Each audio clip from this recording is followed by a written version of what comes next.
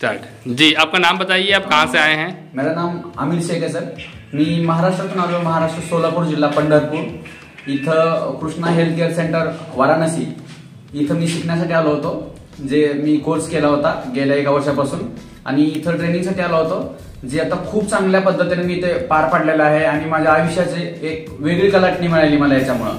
आणि मी माझ्या मित्रांना किंवा माझ्या आजूबाजूच्या लोकांना नक्की सांगेन की जर तुम्हाला तुमच्या आयुष्याचं कल्याण करायचं असेल किंवा स्वतःचं सार्थक करायचं असेल, स्वतःबरोबर इतरांचं पण करायचं असेल, तर वाराणसीला इथं ही स्पीड रिकव्हरी अकॅडमी याच्यामध्ये येऊन आपल्या आयुष्याचं कल्याण करावे। धन्यवाद सर। तो पसंद आया, मजा आया आपको? यस सर, बहुत मजा आया sir. Okay, thank you very much. Thank you very much sir.